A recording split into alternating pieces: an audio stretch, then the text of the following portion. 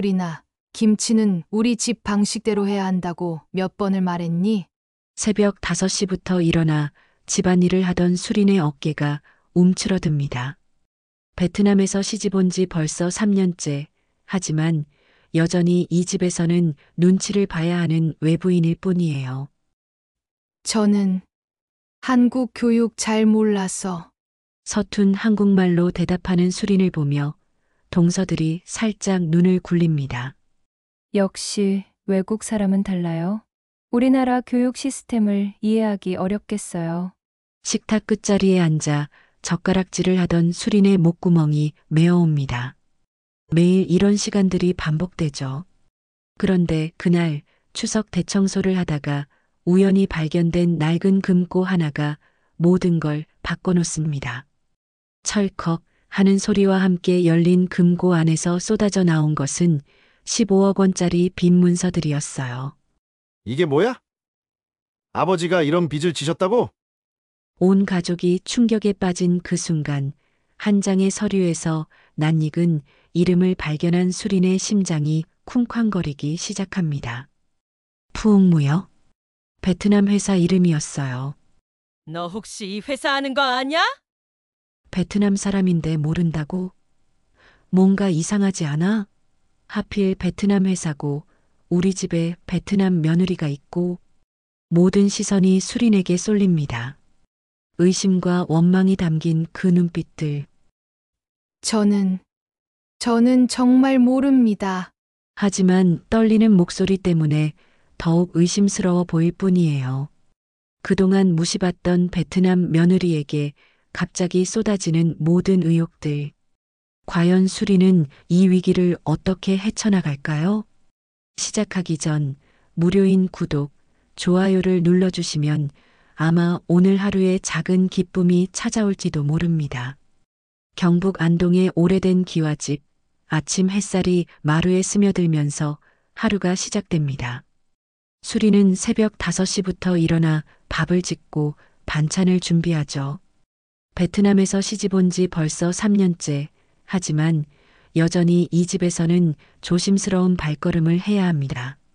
시어머니가 일어나기 전에 모든 집안일을 끝내놓아야 잔소리를 듣지 않거든요.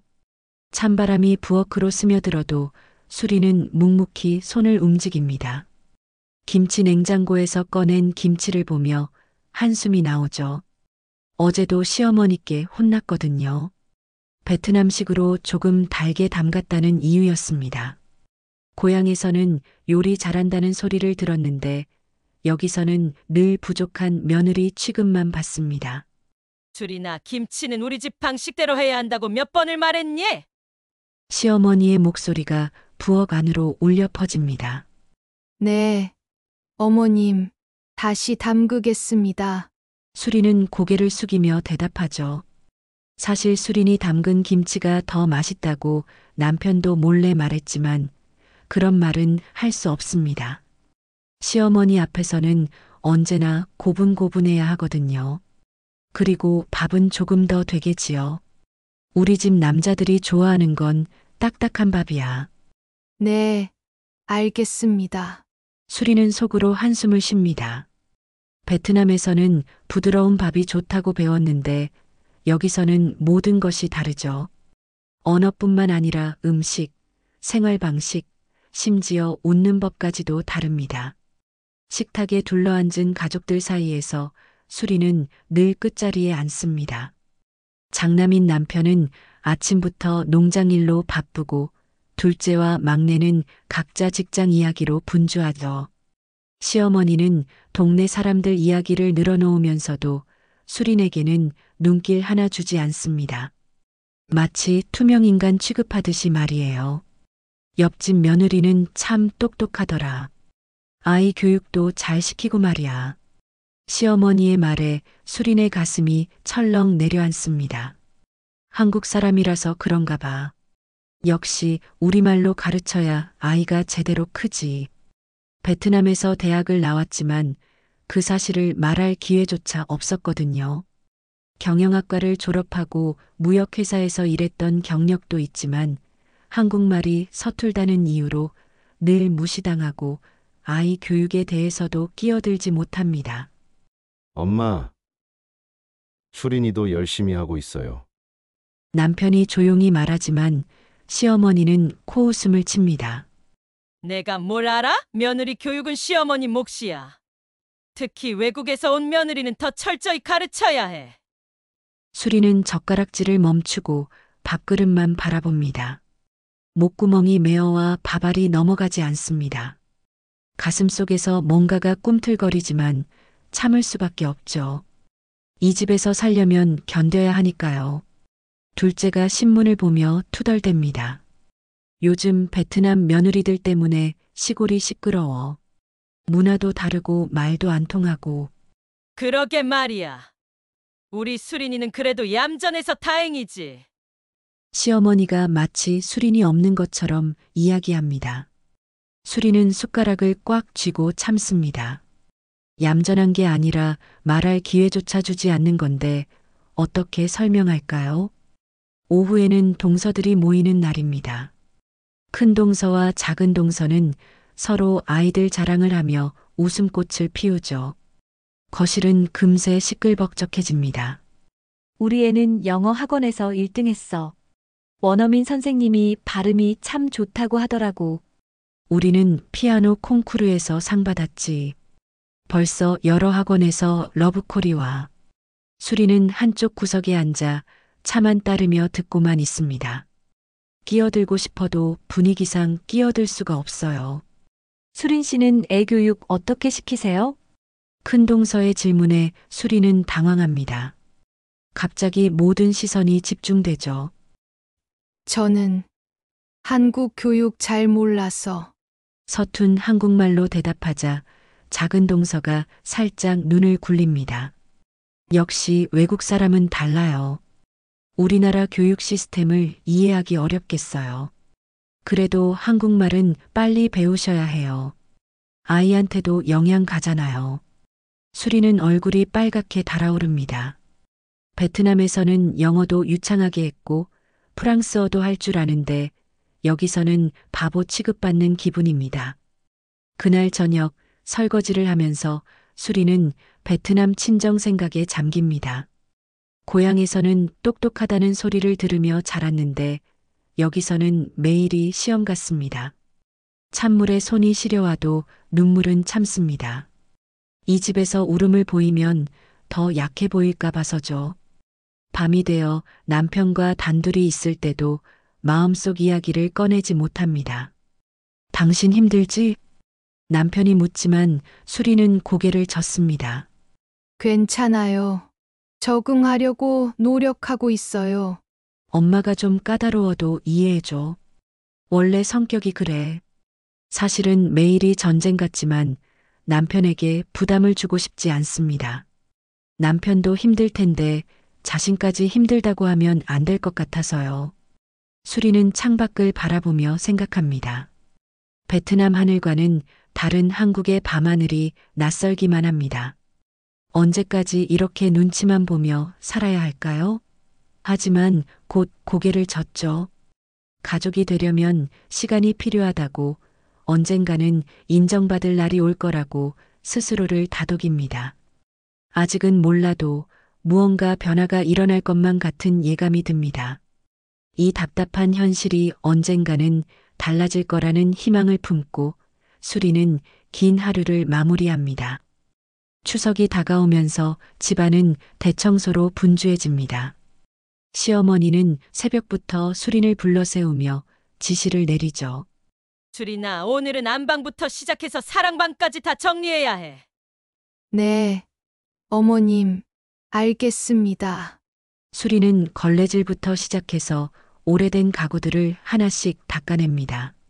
먼지가 수북이 쌓인 장롱들과 서랍장들이 줄지어 서 있어요.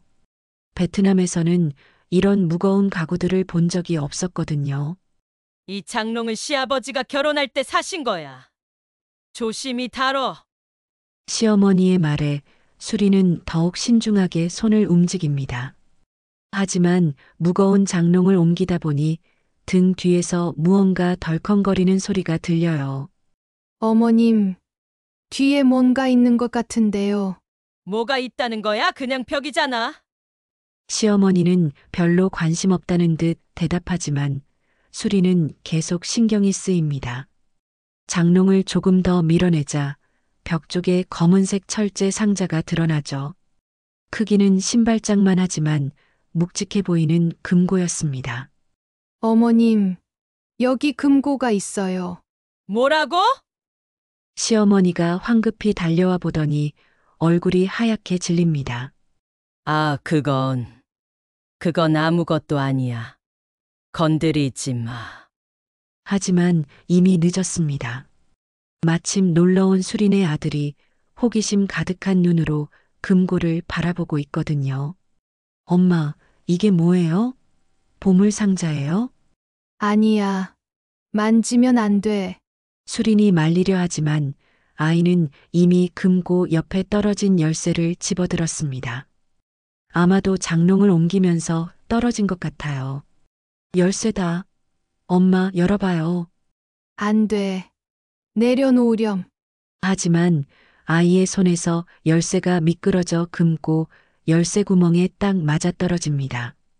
철컥 하는 소리와 함께 금고 문이 스르르 열리죠. 저건 열면 안 된다.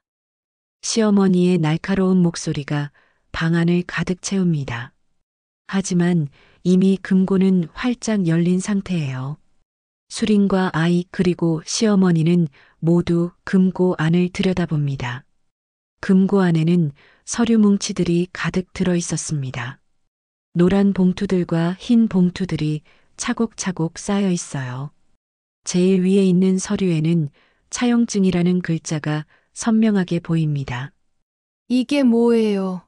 어머님, 수린이 조심스럽게 묻자 시어머니는 급하게 금고 문을 닫으려 합니다. 아무것도 아니야. 옛날 서류들이니까 신경 쓰지 마. 하지만 수린은 이미 몇 장의 서류를 봤거든요. 큰 금액들이 적혀 있고 시아버지의 이름과 도장이 찍힌 문서들이었습니다. 마침 그때 장남인 남편이 들어옵니다. 무슨 소리가 이렇게 나는 거야? 아빠, 보물상자 찾았어요.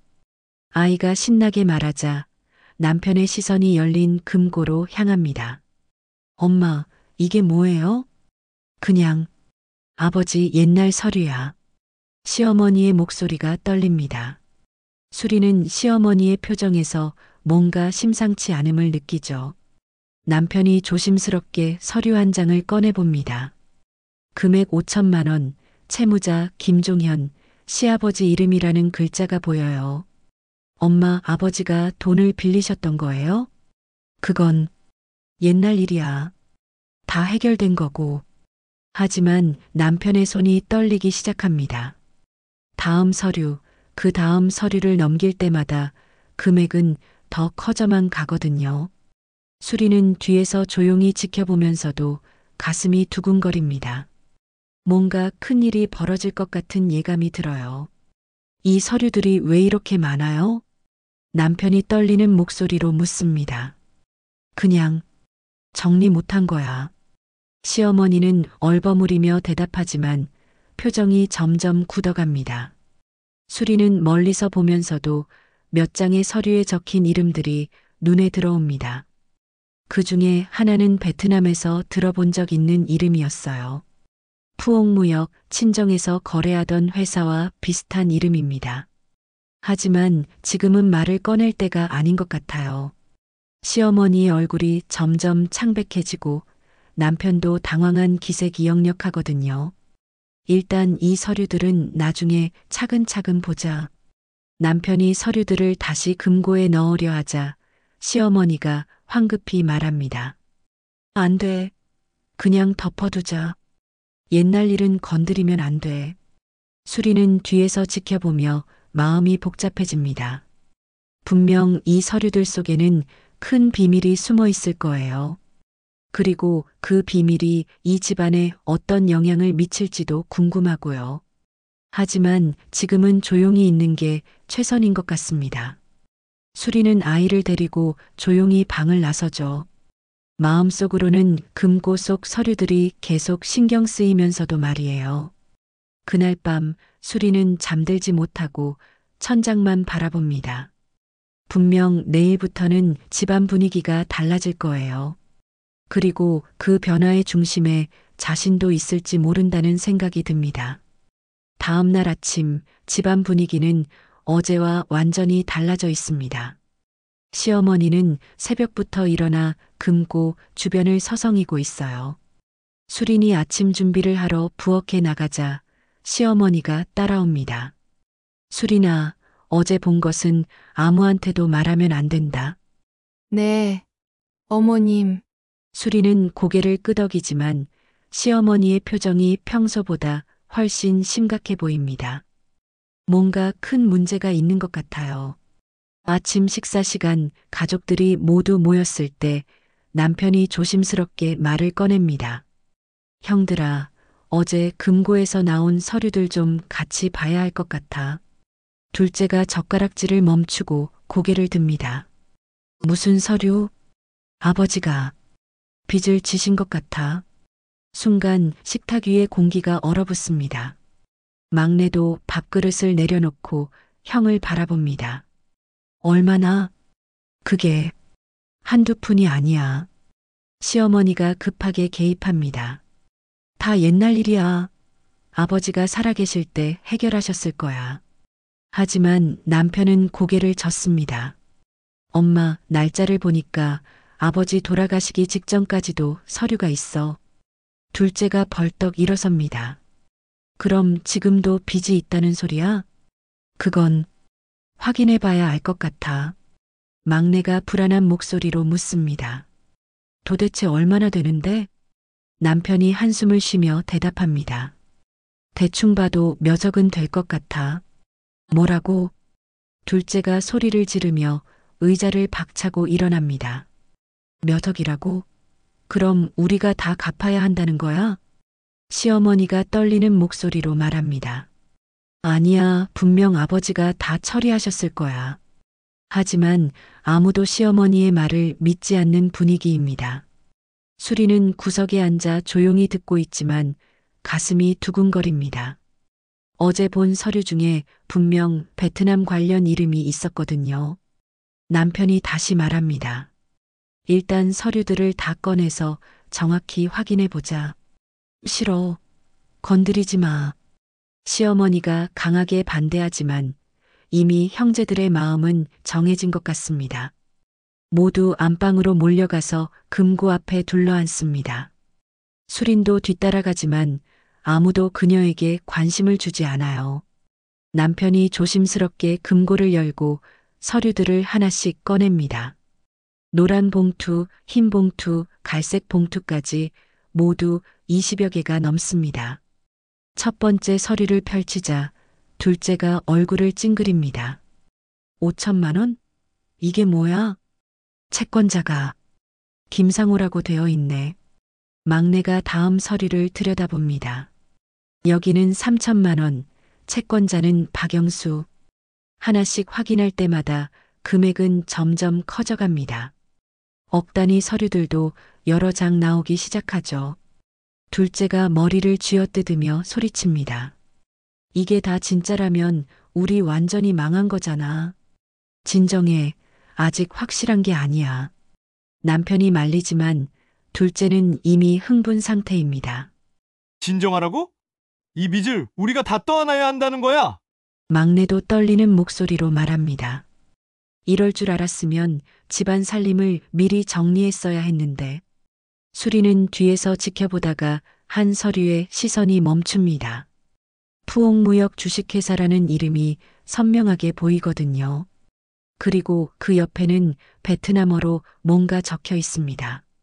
하지만 지금은 말을 꺼낼 분위기가 아니에요. 형제들이 서로를 원망하며 목소리를 높이고 있거든요.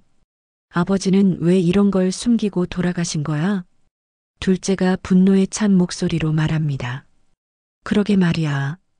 우리한테 미리 말씀하셨어야지. 막내도 불만을 토로합니다. 시어머니는 한쪽 구석에 앉아서 눈물만 흘리고 있어요. 아버지도 어쩔 수 없었을 거야. 남편이 서류를 다시 살펴보며 말합니다. 여기 보니까 무역업 관련 서류들이 많아. 무역업? 아버지가 무역업을 하셨나? 형제들이 서로 바라보지만 아무도 확실히 아는 사람이 없습니다. 수리는 마음속으로 생각합니다. 푸옥무역? 분명 베트남 회사야. 친정 아버지가 거래하던 회사랑 이름이 비슷해. 하지만 여전히 말을 꺼낼 용기가 나지 않아요. 지금 분위기에서는 외국인인 자신이 끼어들면 더 복잡해질 것 같거든요. 둘째가 갑자기 수린을 바라봅니다. 너는 뭘 그렇게 빤히 봐? 아무것도 아닙니다. 너는 우리 집안일에 끼어들 필요 없어. 이해도 못할 텐데. 수린의 마음이 철렁 내려앉습니다.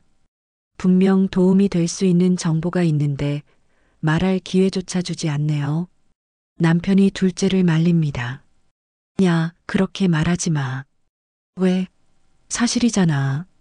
외국인이 우리나라 법이나 경제를 뭘 알겠어? 수리는 입을 꾹 다물고 참습니다. 베트남에서 경영학을 전공하고 무역회사에서 일했던 경험이 있지만 그런 말을 해봤자 믿지 않을 거예요. 시어머니가 떨리는 목소리로 말합니다. 일단 이 서류들은 다시 금고에 넣어두자. 안 돼요, 엄마. 제대로 확인해야 해. 그럼 어떻게 할 건데? 빚쟁이들이 몰려오면? 형제들은 서로 바라보며 막막해합니다. 아무도 해결책을 제시하지 못하거든요. 수리는 뒤에서 지켜보며 답답해합니다. 분명 자신이 도울 수 있는 방법이 있을 텐데 아무도 자신의 말을 들으려 하지 않아요. 그날은 결국 서류들을 다시 금고에 넣고 끝났습니다. 하지만 집안 분위기는 완전히 바뀌었어요. 모두의 얼굴에 걱정과 불안이 가득합니다. 수리는 그날 밤 잠들지 못하고 생각합니다. 푸옥무역에 대해 친정에 문의해 볼까? 하지만 시댁에서 허락하지 않을 것 같아서 망설여집니다. 며칠이 지나도 집안 분위기는 여전히 무겁습니다. 형제들은 서로 만나면 한숨만 쉬고 시어머니는 말수가 부쩍 줄어들었어요. 수리는 평소보다 더 조심스럽게 집안일을 하며 눈치를 봅니다. 그런데 그날 오후 집에 낯선 남자가 찾아왔습니다. 정장을 말끔하게 차려입고 서류 가방을 든 모습이 심상치 않아 보여요. 김종현 씨 댁이 맞나요? 시어머니가 대문 너머로 대답합니다. 김종현은 이미 돌아가셨는데요. 아, 그러시군요. 그럼 상속인분들과 이야기해야겠네요. 남자의 말에 수린의 가슴이 철렁 내려앉습니다. 분명 금고 서류와 관련된 사람일 거예요.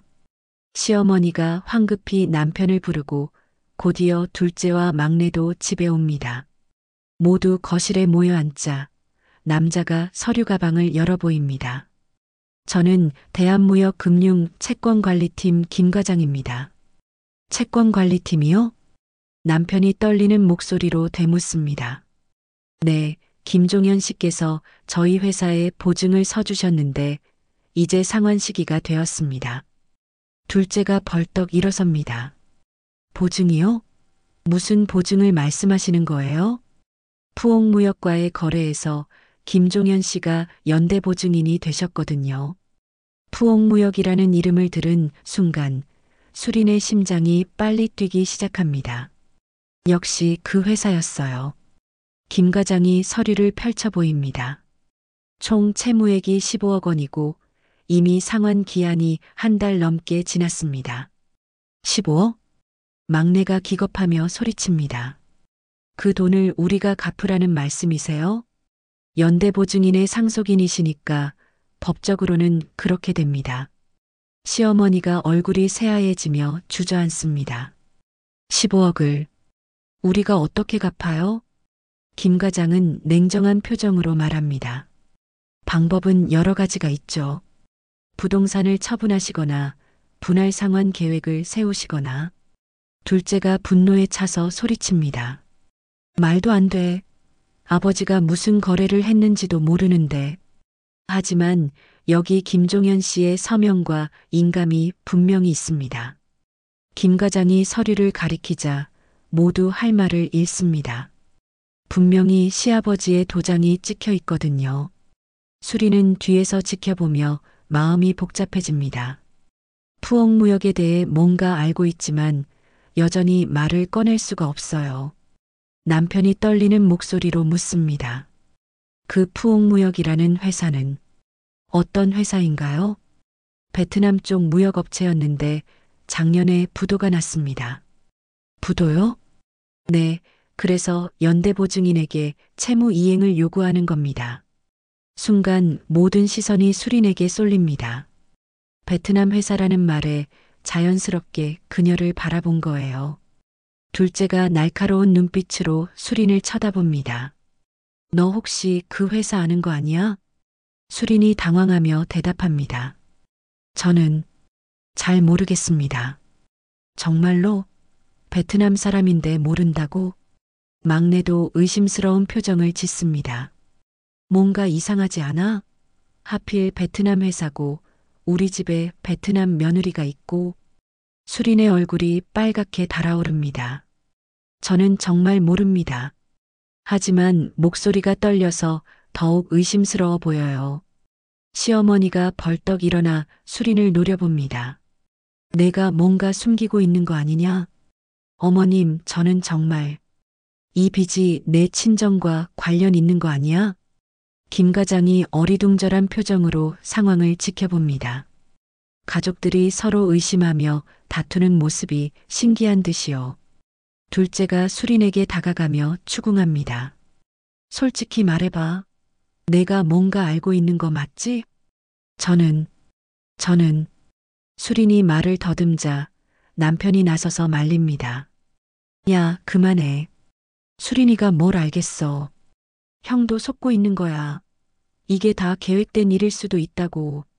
막내까지 거들어듭니다. 그러게 말이야. 베트남에서 시집와서 우리 집 재산 상황을 다 파악하고. 수린의 눈에 눈물이 고입니다. 그런 말씀하지 마세요. 저는 정말 모릅니다. 김 과장이 시계를 보며 일어섭니다. 오늘은 이만 가보겠습니다. 일주일 안에 상환 계획을 세워서 연락 주세요. 일주일이요? 더 늦어지면 법적 절차를 밟을 수밖에 없습니다. 김 과장이 나간 후 집안은 아수라장이 됩니다. 형제들은 서로를 원망하고 시어머니는 수린을 의심의 눈초리로 바라봅니다. 이제 어떻게 할 거야? 둘째가 머리를 쥐어뜯으며 소리칩니다. 15억을 어떻게 구해? 막내가 현실적으로 말합니다. 집을 팔아야 할 것 같은데. 이 집을 팔라고? 시어머니가 기겁합니다. 그럼 다른 방법이 있어? 형제들이 서로 다투는 사이 수리는 조용히 자리를 뜹니다. 더 이상 이 자리에 있으면 안 될 것 같아서요. 방에 돌아온 수리는 침대에 주저앉아 생각합니다. 푸옥무역? 분명 친정에서 거래했던 그 회사야. 하지만 지금 상황에서는 그 사실을 말하기가 더욱 어려워졌어요. 밖에서는 여전히 가족들의 다투는 소리가 들려옵니다. 15억이라는 거액 앞에서 모두가 절망하고 있어요. 수리는 창밖을 바라보며 결심합니다. 더 이상 가만히 있을 수는 없어. 뭔가 해야 해. 하지만 어떻게 시작해야 할지 막막하기만 합니다. 가족들은 이미 자신을 의심하고 있고 말을 해봤자 믿지 않을 것 같거든요. 그날 밤 수리는 잠들지 못하고 천장을 바라봅니다. 이 집안의 위기를 어떻게든 해결해야 한다는 생각뿐이에요. 하지만 방법을 찾기가 쉽지 않습니다. 멀리서 시어머니의 흐느끼는 소리가 들려옵니다. 남편들의 한숨소리도 계속해서 들리고요. 수리는 마음속으로 다짐합니다. 내가 뭔가 할 수 있는 일이 있을 거야. 포기하면 안 돼. 그 다음 날 아침 집안 분위기는 더욱 험악해졌습니다. 밤새 잠을 못 잔 가족들의 얼굴에는 피로와 절망이 가득해요. 수린이 아침을 차려놓아도 아무도 제대로 먹지 않습니다. 둘째가 먼저 입을 뗍니다. 형, 우리 진짜 집 팔아야 하는 거 아니야? 아직 다른 방법을 생각해보자. 남편의 목소리에는 확신이 없어요. 막내가 현실적인 이야기를 꺼냅니다. 이 집값이 얼마나 나올까? 15억은 안 될 텐데. 그럼 부족한 돈은 어떻게 구하고? 가족들의 대화를 들으며 수린의 마음이 무거워집니다. 자신 때문에 이런 의심을 받는 것도 억울하고 가족들이 절망하는 모습을 보는 것도 괴로워요. 시어머니가 수린을 째려보며 말합니다. 너는 정말 그 푸옥무역 모른다는 거야? 네, 어머님. 정말 모릅니다. 수린은 여전히 진실을 말하지 못하고 있어요. 사실은 그 회사에 대해 뭔가 알고 있지만 지금 말하면 더 큰 의심을 받을 것 같거든요. 둘째가 신문을 펼치며 투덜댑니다. 베트남 며느리들 때문에 이런 일이 생기는 거야. 무슨 소리야, 그게? 남편이 반박하지만 둘째는 계속 말합니다. 외국인들이 우리나라 와서 사기치는 일이 얼마나 많은데. 막내도 거들어듭니다. 그러게 말이야.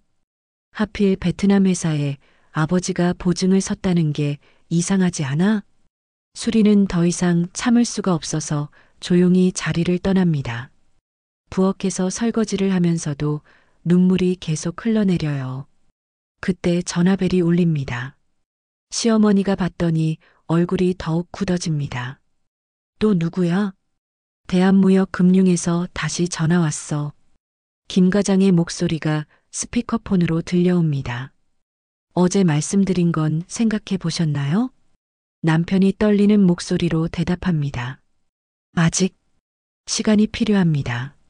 시간이 없습니다. 이미 법정 기한을 넘겼거든요. 그럼 어떻게 해야 하나요? 일단 담보로 잡힐 만한 부동산부터 정리해 주세요.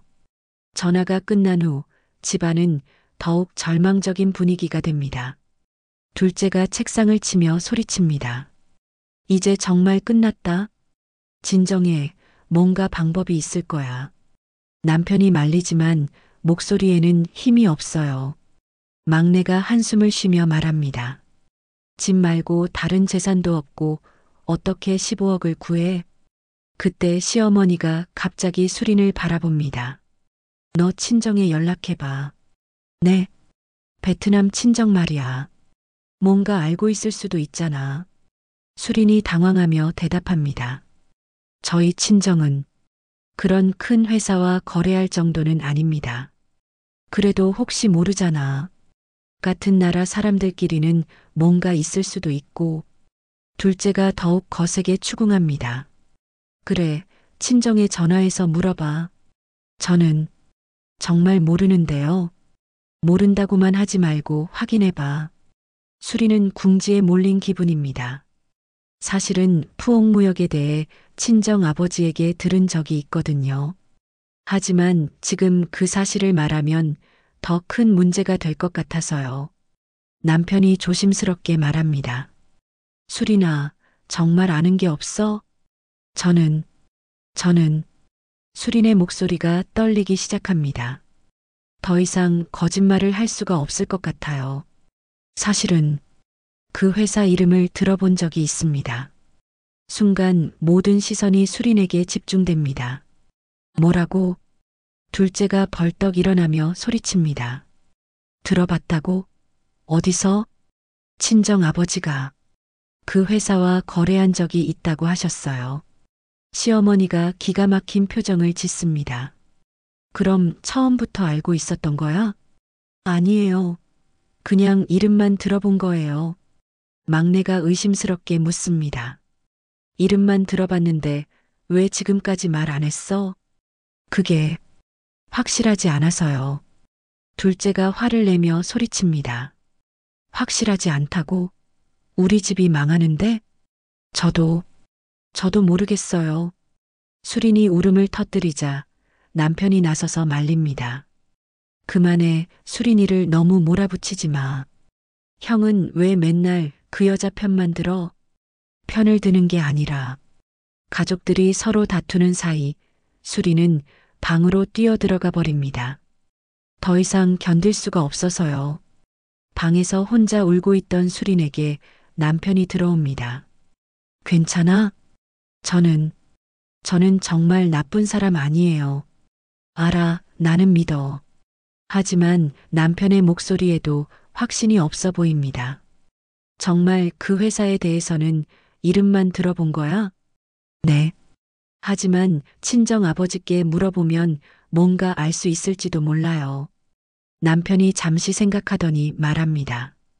그럼 한번 연락해 볼까? 하지만 어머님들이 내가 설득해 볼게. 하지만 수리는 여전히 불안합니다. 친정에 연락하면 더 큰 문제가 생길 수도 있거든요. 그날 밤 집안은 여전히 어수선합니다. 형제들은 서로 원망하고 시어머니는 수린을 의심하고 있어요. 수리는 침대에 누워 생각합니다. 이제 정말 친정에 연락해야 할 때가 온 건가? 하지만 그럼에도 불구하고 뭔가 찜찜한 기분이 듭니다. 푸옥무역에 대해 친정 아버지가 말씀하셨던 내용이 좋지 않았거든요. 아버지가 그 회사는 조심해야 한다고 하셨는데 수리는 잠들지 못하고 계속 고민합니다. 내일은 어떤 일이 벌어질지, 그리고 자신이 어떤 선택을 해야 할지 말이에요. 그날 밤 수리는 결국 친정에 전화를 걸기로 결심합니다. 베트남과의 시차를 계산해서 밤늦은 시간에 조용히 전화를 겁니다. 가족들이 모두 잠든 후에 몰래 말이에요. 아버지, 저예요. 수린이에요. 베트남어로 대화하는 수린의 목소리가 간절합니다. 푸옥무역이라는 회사 기억하세요? 전화기 너머로 아버지의 목소리가 심각해집니다. 그 회사 왜? 혹시 한국에서 문제가 생겼어? 네. 큰 문제가 생겼어요. 수리는 상황을 자세히 설명합니다. 15억 원의 빚, 시아버지의 연대보증, 그리고 가족들의 의심까지.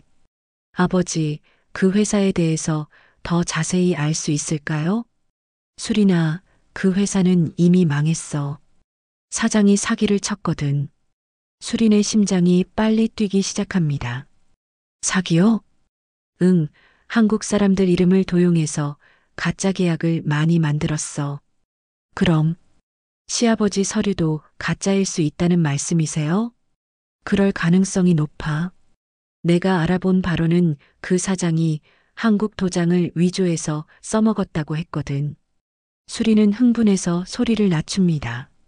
아버지, 그 증거를 구할 수 있어요? 며칠 시간을 주면 알아볼 수 있어. 베트남 경찰서에 신고된 자료가 있을 거야. 전화를 끊은 후 수리는 가슴이 두근거립니다. 만약 정말 위조라면 이 모든 문제가 해결될 수 있거든요. 하지만 문제는 가족들에게 이 사실을 어떻게 말하느냐입니다. 지금까지 거짓말을 했다고 생각할 테니까요. 다음 날 아침 수리는 용기를 내어 가족들 앞에 나섭니다. 모두 어제보다 더 피곤해 보이고 절망적인 표정을 하고 있어요. 어머님, 말씀드릴 게 있습니다. 시어머니가 차가운 시선으로 바라봅니다. 또 뭔 소리야? 어젯밤에 친정에 연락해 봤습니다. 둘째가 벌떡 일어납니다. 뭐라고? 우리 모르게?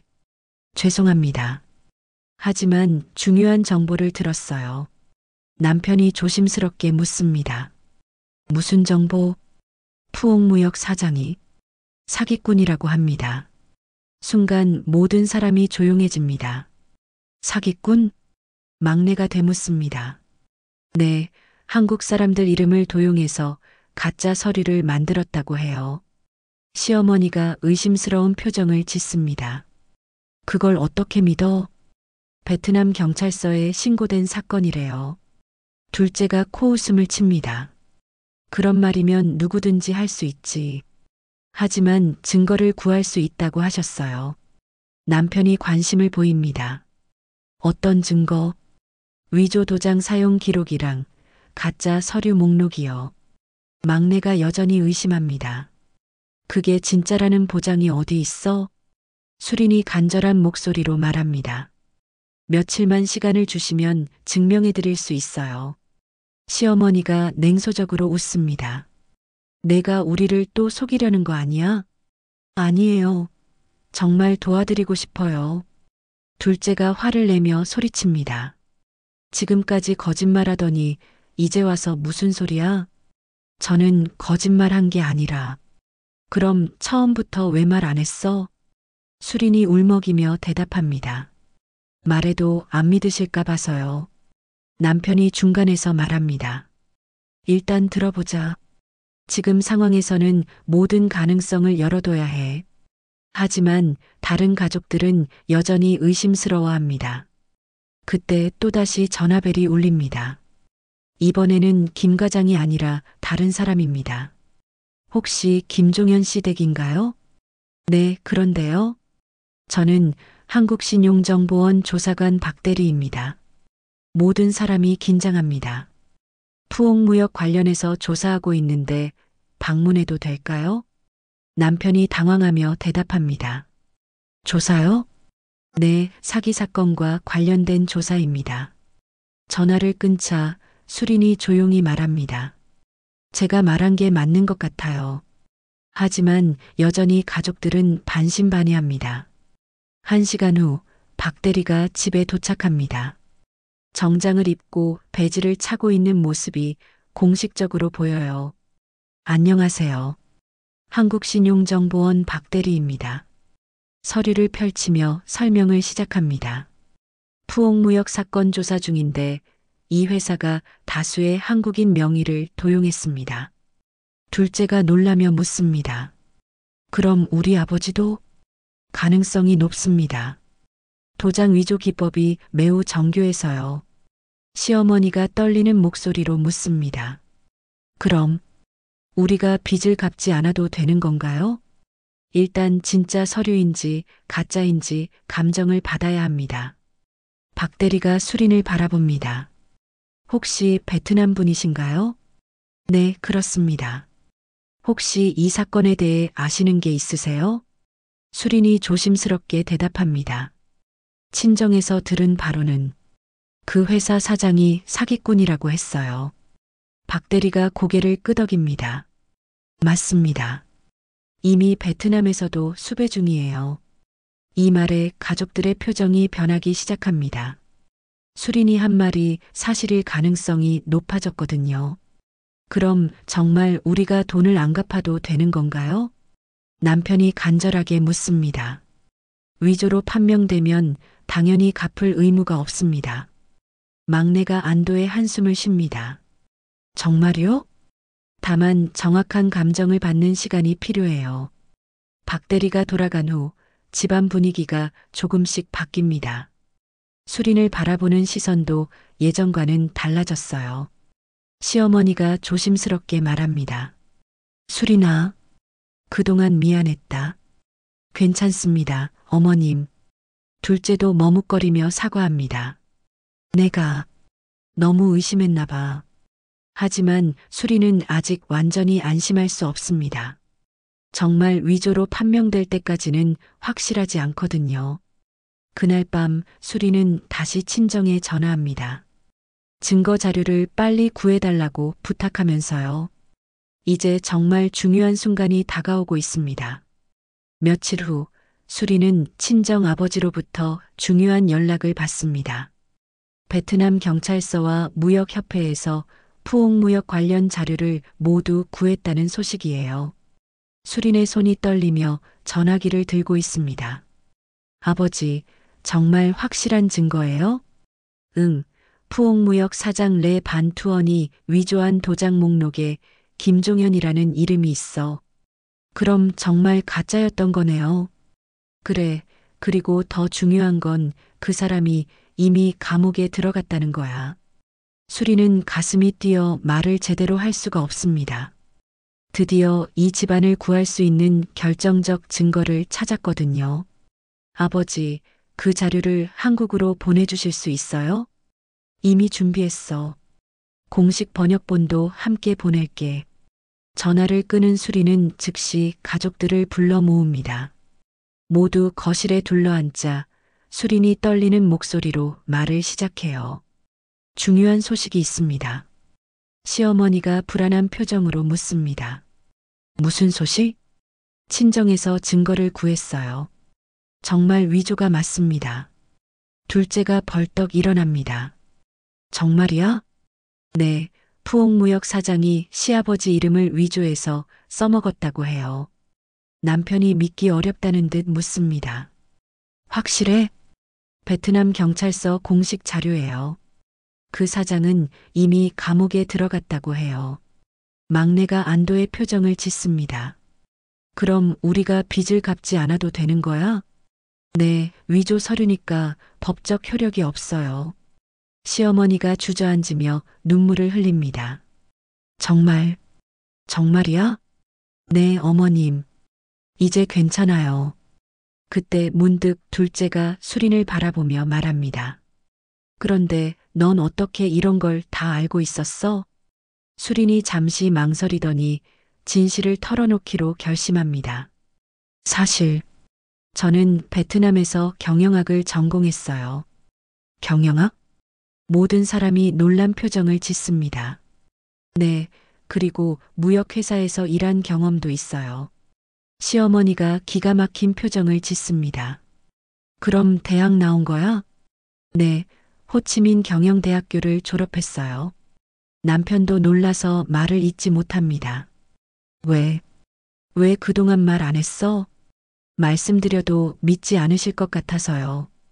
둘째가 미안한 표정으로 고개를 숙입니다. 우리가 너무 무시했구나. 수린이 계속 설명합니다.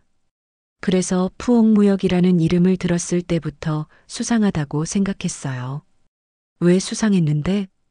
친정 아버지가 그 회사는 사기 회사라고 하셨거든요. 막내가 고개를 절레절레 흔듭니다. 우리가 정말 바보였네. 괜찮아요. 저도 처음부터 말씀드리지 못해서 죄송해요. 그때 박 대리에게서 전화가 옵니다. 감정 결과 나왔습니다. 모두 위조 서류가 맞습니다. 정말이요? 남편이 흥분해서 묻습니다. 네, 도장 위조 기법이 정교하지만 전문가가 보면 구별할 수 있어요. 그럼 우리는 완전히 자유로워진 거군요? 그렇습니다. 대한무역금융에도 이미 통보했고요. 전화를 끊자 집안이 축제 분위기가 됩니다. 그동안의 걱정과 절망이 한순간에 사라진 거예요. 시어머니가 수린에게 다가와 손을 잡습니다. 수린아, 정말 고마워. 아니에요, 어머님. 가족이니까요. 그동안 내가 너를 너무 몰랐구나. 둘째도 수린 앞에 서서 깊게 고개를 숙입니다. 정말 미안해. 내가 아니었으면 우리 집 망했을 거야. 괜찮아요, 오빠. 막내까지 합세합니다. 우리가 너무 편견을 가지고 있었어. 남편이 수린을 끌어안으며 말합니다. 당신이 우리 집 구세주야. 수린의 눈에 감동의 눈물이 고입니다. 처음으로 이 집에서 진짜 가족으로 인정받는 기분이에요. 그날 오후 김 과장이 다시 집에 찾아옵니다. 하지만 이번에는 사과하러 온 거예요. 죄송합니다. 위조 서류인 줄 모르고. 괜찮습니다. 저희도 몰랐던 일이니까요. 남편이 너그럽게 대답합니다. 앞으로는 이런 일이 없도록 더 주의하겠습니다. 김 과장이 돌아간 후 가족들은 수린을 중심으로 둘러앉습니다. 시어머니가 수린에게 말합니다. 수린아, 앞으로는 내 의견도 많이 들을게. 네, 어머님. 그리고 대학 나왔으니까 아이 교육도 내가 해도 되겠어. 수린이 깜짝 놀랍니다. 정말요? 그래, 우리보다 더 잘 알 것 같아. 둘째가 거들어 말합니다. 무역 일도 아는 것 같으니까 나중에 사업 상담도 좀 해줘. 네, 언제든지요. 막내도 웃으며 말합니다. 이제야 진짜 가족이 된 기분이야. 그날 저녁 온 가족이 함께 식사를 하는데 분위기가 완전히 달라졌어요. 수리는 더 이상 끝자리에 앉지 않고 가족들 사이에 자연스럽게 자리를 잡습니다. 수린아, 베트남 음식도 한번 해줘. 시어머니의 제안에 수린이 웃으며 대답합니다. 네, 내일 쌀국수 끓여드릴게요. 그래, 우리도 베트남 음식 배워야겠어. 모두가 웃음꽃을 피우며 식사를 합니다. 수리는 마음속으로 생각해요. 드디어 이 집의 진짜 일원이 되었구나. 창밖으로 해가 지고 있지만 수린의 마음만은 따뜻한 봄날 같습니다. 이제 정말 새로운 시작이에요. 한 달이 지난 후 집안 분위기는 완전히 새롭게 바뀌었습니다. 수리는 더 이상 눈치를 보며 살지 않고 당당하게 자신의 의견을 표현해요. 오늘도 아침 식탁에서 가족들과 자연스럽게 대화를 나누고 있습니다. 어머님, 오늘 아이 학부모 상담이 있어요. 그래, 내가 가도 되겠어? 시어머니의 말에는 더 이상 의심이나 걱정이 없어요. 네, 이제 한국말도 많이 늘었고요. 실제로 수린의 한국어 실력은 놀라울 정도로 향상되었습니다. 자신감이 생기니까 말하는 것도 자연스러워진 거예요. 둘째가 신문을 보며 말합니다. 수린아, 여기 베트남 관련 기사가 있는데 한번 봐줄래? 네, 오빠. 수린이 신문을 받아 읽어보더니 설명합니다. 아, 이건 새로운 무역 협정에 관한 내용이에요. 그럼 우리나라에 도움이 될까? 네, 특히 농산물 수출에 좋을 것 같아요. 막내가 감탄하며 말합니다. 역시 전문가는 다르구나. 이제 가족들은 수린을 무역 전문가로 인정하고 있어요. 의견을 물어보고 조언을 구하기도 합니다. 그날 오후 수린이 학부모 상담을 마치고 돌아왔을 때 시어머니가 기다리고 있습니다. 어떻게 됐어? 선생님께서 아이가 정말 똑똑하다고 하셨어요. 그래. 특히 영어 실력이 뛰어나다고 하시더라고요. 시어머니가 자랑스러운 표정을 짓습니다. 역시 엄마가 대학 나와서 그런가 봐. 제가 베트남어도 가르치고 있거든요. 베트남어도? 네, 요즘은 다국어를 할 수 있으면 좋다고 하잖아요. 시어머니가 고개를 끄덕입니다. 그러게 말이야. 우리가 너무 좁게 생각했구나. 그때 남편이 일찍 들어옵니다. 평소보다 표정이 밝아 보여요. 무슨 좋은 일 있어? 수린이 묻자 남편이 웃으며 대답합니다. 농장에서 베트남 바이어가 연락 왔어. 베트남 바이어요? 응, 우리 농산물을 베트남에 수출하고 싶다고 하더라고. 수린의 눈이 반짝입니다. 정말요? 어떤 농산물이요? 우리가 기르는 배하고 사과. 와, 베트남에서 한국 과일 정말 인기 많아요. 남편이 조심스럽게 묻습니다. 혹시 내가 통역 좀 도와줄 수 있을까? 당연하죠. 제가 도와드릴게요. 시어머니가 옆에서 거들어 말합니다. 수린이가 무역 전문가잖아. 이제는 수린의 능력을 자랑스럽게 여기고 있어요. 저녁 시간 온 가족이 모여 앉아 베트남 바이어 건에 대해 이야기합니다. 수린이 중심이 되어 설명하고 있어요. 베트남에서는 한국 과일을 고급 선물용으로 많이 사요. 그럼 값을 좀 비싸게 받을 수 있겠네? 둘째가 기대에 찬 목소리로 묻습니다. 네, 품질만 좋으면 충분히 가능해요. 우리 농장 과일은 품질이 정말 좋거든. 막내가 자신 있게 말합니다. 수린이 웃으며 대답합니다. 그럼 성공할 수 있을 거예요. 정말 고마워, 수린아. 남편이 진심으로 감사의 마음을 전합니다. 가족인데요, 뭘? 시어머니가 수린의 손을 잡으며 말합니다. 수린아, 내가 이 집에 와줘서 정말 다행이야. 어머님, 처음에는 내가 너를 몰라봤구나. 괜찮아요. 이제 서로 이해하게 됐잖아요. 둘째가 진지하게 말합니다. 우리가 편견을 가지고 있었어. 외국 며느리라고 무시했는데 사실은 우리보다 훨씬 능력 있는 사람이었네. 막내도 고개를 끄덕입니다. 앞으로는 절대 그런 실수 안 할게. 수린이 감동하며 말합니다. 저도 처음에는 너무 소극적이었어요. 그럼에도 우리 집을 구해줘서 고마워. 남편이 수린을 끌어안습니다. 그날 밤 수린은 베트남 친정에 전화를 겁니다. 이번에는 좋은 소식을 전하기 위해서예요. 아버지, 저 이제 정말 행복해요. 그래, 다행이구나. 시댁에서 저를 인정해 주시고 일도 맡겨주세요. 내가 능력 있다는 걸 보여줬으니까 그렇겠지. 이제 정말 가족이 된 기분이에요. 전화를 끊고 나서 수리는 창밖을 바라봅니다. 예전에는 낯설기만 했던 한국의 밤하늘이 이제는 정겹게 느껴져요. 며칠 후 베트남 바이어와의 화상회의가 있었습니다. 수린이 통역을 맡아서 성공적으로 계약을 성사시켰어요. 가족들은 모두 수린을 자랑스럽게 바라봅니다. 정말 대단해. 우리 며느리 덕분에 큰일 났네. 시어머니가 동네 사람들에게 자랑하기 시작했어요. 우리 며느리가 대학 나온 거 아셨어요? 무역 전문가래요. 베트남어, 한국어, 영어 다 해요. 이제는 수린을 숨기는 게 아니라 자랑거리로 여기고 있어요. 그해 추석, 동서들이 모인 자리에서도 분위기가 완전히 달라졌습니다.